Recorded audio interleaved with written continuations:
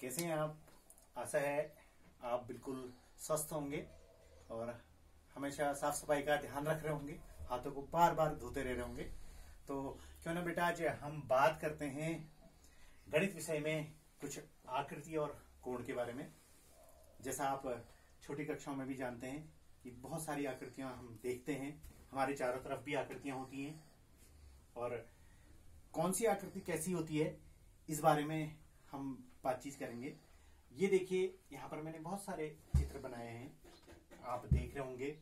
लेकिन उससे पहले आपने छोटी कक्षाओं में 3 और 4 में भुजा, रेखा, बिंदु, शीर्ष इन सब के बारे में बात की है और आप जानते भी हैं कि रेखा कौन सी होती है और कहाँ पर ये शीर्ष होते हैं। तो ये मैंने चित्र बनाए हैं 1, 2, 3। अगर मैं इसको नाम दे दूं, ये पहली आकृति, ये दूसरी आकृति, ये तीसरी आकृति और इसको हम चौथी आकृति बोल देते हैं। ये 5वीं आकृति और ये 6, ये 7 और ये 8। ये अलग अलग आकृतियां मैंने बनाई हैं। अब आप देखेंगे यहां पर एक, हम इसको नाम दें ABBC। हम देखते हैं कि ये आकृति हर तरफ से बंद है ना। ये AB यहां मिला है, BC आपस में मिले, यानी तीनों ही आपस में मिले, तो ये एक आकृति है, बंद आकृति। अब आप दूसरे चित्र में देखें, यहां पर भी 3 भुजाएं हमारी, 1 भुजा, 2 भुजा, 3 भुजा। ये आकृति बंद है। अब हम यहां देखते हैं कितनी भुजाएं हैं, 4, 1, 2, 3, 4। ये 4 भुजाओं वाली आकृति है और पूरी बंद आकृति है। अगर हम आगे बढ़ते हैं, ये 5 भुजा वाली आकृति है। देखिए, 1 भुजा, 2 भुजा, 3 भुजा, 4 भुजा, 5 भुजा, यानी 5 भुजाओं वाली बंद आकृति है। और ये देखिए, ये हमने गोलाकार आकृति, वृत्ताकार आकृति बनाई है। अब आप देख रहे हैं ये आकृति खुली हुई है और यहां पर देखिए हमने ये आकृति का निर्माण किया है। ये भी आकृति यहां से खुली है। फिर नीचे देखिए, अगर हम इसको देखें, इसको हमने आकृति नंबर 7 बोला, तो ये 1 भुजा, 2 भुजा, तीसरी भुजा इसको जोड़ नहीं रही है। ऐसे यहां पर देखिए, तो कुल जो भी आकृतियां हम देख रहे हैं, कुछ आकृतियां इसमें क्या है, बंद आकृति। अगर हम बात करेंगे बंद आकृति क्या होती है, खुली आकृति क्या होती है, हम 2 प्रकार की आकृतियों की बात करेंगे, एक बंद आकृति, एक खुली आकृति। तो अगर हम कहें कि बंद आकृति क्या होती है, अगर हम आकृति की बात करते हैं, बंद आकृति उसको कहेंगे कि एक बिंदु से हम वापस उसी बिंदु में आते हैं। आप उदाहरण के लिए यहाँ पर देखिए, ये बिंदु है, यहाँ पर हम वापस आ गए हैं, तो ये आकृति कैसी है, बंद आकृति है। और इसी को हम अगर खोल देते हैं या यहाँ पर जोड़ते नहीं है, ये खुली आकृति हो जाएगी। हम अपने चारों तरफ भी देखते हैं, कुछ आकृतियां बंद आकृति होती हैं, कुछ आकृतियां खुली आकृति। देखो बेटा, आपने इतनी सारी आकृतियां देखी हैं, इसमें कुछ बंद आकृति हैं, कुछ खुली आकृतियां। देखो मैंने इसमें नाम भी लिखा है, ये बंद आकृति है, ये सब बंद आकृतियां हैं और ये खुली आकृतियां हैं। यहां देखिए मैंने एक खुली आकृति लिखी है। आप क्या करेंगे कि अपने घर में बैठकर इन आकृतियों का निर्माण करेंगे।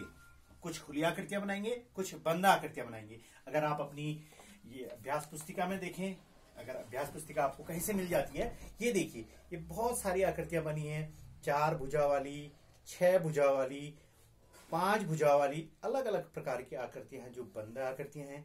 और इसके अलावा आप खुली आकृतियां भी बना सकते हैं। आप अगर अपने हाथ को देखिए, ये इसको अगर यहां मिला दें तो ये आकृति क्या होगी, पूरी बंद आकृति होगी। तो कहीं ना कहीं आप इसको समझकर और आकृतियों का निर्माण करेंगे और बताएंगे कि कौन सी आकृतियां खुली है, कौन सी आकृतियां बंद है। और देखो बेटा, आपने आकृतियों के बारे में बात करी, अब हम आकृति से आगे बढ़ते हैं और थोड़ा कोण के बारे में बात करते हैं कि कहां पर हमारा कोण बनता है।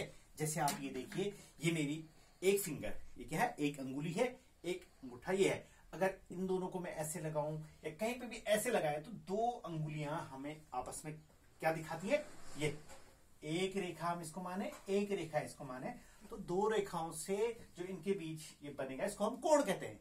ऐसी हम दूसरा उदाहरण अपना हाथ से ले सकते हैं। ये जैसे हमारा एक भुजा ये होगी, एक भुजा ये होगी, तो ये देखिए, अगर हम इसको मूव कराते हैं, एक इधर तरफ, ये एक भुजा स्थिर है और दूसरी भुजा उससे जुड़ी है, तो वहां पर कोण का निर्माण होता है। अब आप देखिए, आपके घरों में आपके आसपास कैंची तो होती है ना, देखिए ये अगर हम कैंची लें, इसकी एक भुजा को हम ये मान लें, ये एक भुजा और ये एक भुजा, ये दो भुजाएं आपस में क्या कर रही हैं, कोण का निर्माण कर रही हैं। ये देखिए, दिख रहा है ना बच्चों, ये देखिए, ये देखिए, ये हम एक भुजा को स्थिर करें और दूसरी भुजा ऐसे अलग अलग जगह पे आए तो ये कोण बनते हैं, अलग अलग कोण बनते हैं। आपके आसपास बहुत सारी ऐसी चीजें होंगी। अब हम देखते हैं अपनी कक्षा कक्ष में, यहां पर देखिए ब्लैक बोर्ड, अगर हम एक भुजा इसको माने, एक भुजा इसको माने, ये दो भुजाओं के बीच जो बनेगा वो भी क्या कहलाएगा, कोण कहलाएगा। अब इसके अलावा हम देखते हैं घड़ी की सुइयां। घड़ी आपने देखी ना बच्चों, समय आप देखते हैं उसमें एक सुई फिक्स रहती है और एक सुई घूमती रहती है। घड़ी की सुइयों के आधार पर भी हम कोण बना सकते हैं। और इसके अलावा हम देखते हैं कि अगर हम दो डंडियां लेते हैं, देखो बहुत बहुत सरल है कि एक भुजा को हम स्थिर कर दें। ये देखिए, ये एक भुजा मानते हैं इसको, और ये भुजा अगर ऐसे घूमती है, ये भी एक कोण है। यानी दो भुजाएं आपस में मिलकर क्या करती है, कोण का निर्माण करती हैं।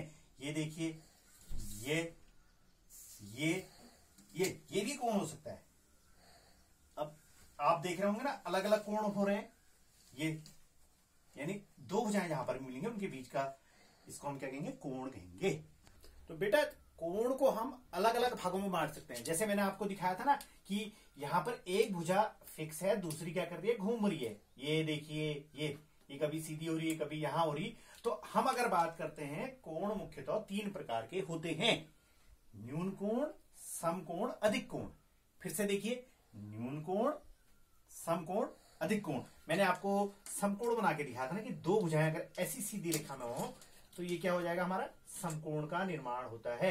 अगर हम इसमें सीधे रखें, दोनों भुजाएं आपस में ऐसे आए तो ये समकोण बनता है। या अपने हाथ से आप देखिए, ये हम दोनों फिंगर को ऐसे भी रखें तो इनके बीच का कोण क्या बनता है, समकोण बनता है। ये देखिए, एक भुजा एक भुजा ये भी समकोण बनता है। यानी ठीक 90 अंश के कोण को हम समकोण कहते हैं। यहां पर हम देखें, एक भुजा हमारी ये एक रेखा ई और एफ, दूसरी डी और ई, इनके बीच जो कोण बन रहा है वो 90 अंश का है, इसको हम समकोण कहेंगे। अगर 90 अंश से कम का होता है उसको हम क्या कहते थे, यहां पर हमने देखिए बनाया है, बीसी को लिया है एक बार, एक रेखा बीसी है, दूसरी रेखा हमारी एबी है। इन दोनों के बीच में जो कोण बन रहा है वो 50 अंश का बन रहा है, यानी न्यून कोण। 90 से जो भी कम होगा उसको हम क्या कहेंगे, जितने भी कोण होंगे 90 डिग्री से नीचे, वो सारे क्या कहलाएंगे, हमारे न्यून कोण कहलाएंगे। और तीसरा मैंने बात करी थी अधिक कोण की। ठीक, जो 90 से अधिक होंगे, ये देखिए अगर आप इसको मिला के भी देखें, यहां से 180 तक जाएंगे हम, ये जितनी भी आकृतियां इसमें आएंगी वो सब क्या कहलाएंगी, अधिक कोण कहलाएंगी।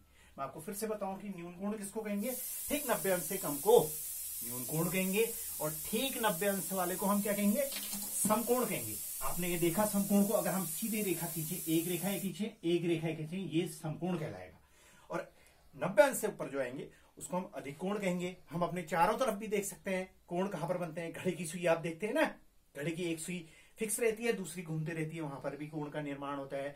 आपने ब्लैक बोर्ड देख लिया, कमरे के कोनों को देखिए, हर कोने में भी आपका क्या होता है, कोण का निर्माण होता है। आप अगर कैलेंडर देखते हैं, वहां पर भी कोण का निर्माण होता है। तो हम अलग अलग प्रकार के, जैसे मैं यहाँ पर लिखूं 60 डिग्री, 65 डिग्री, 70 डिग्री, ये सब क्या है, 90 से कम है। और 120 अंश या 140 अंश, 170 अंश, ये क्या है, 90 से ज्यादा है। जो 90 से ज्यादा होंगे उनको हम क्या बोलेंगे, अधिक कोण, और जो 90 से कम होंगे उनको क्या कहेंगे, न्यून कोण। और इन कोण को नापने के लिए हम चांदे का प्रयोग करते हैं। हमारे में प्रयोग करा जाता है चांदे का।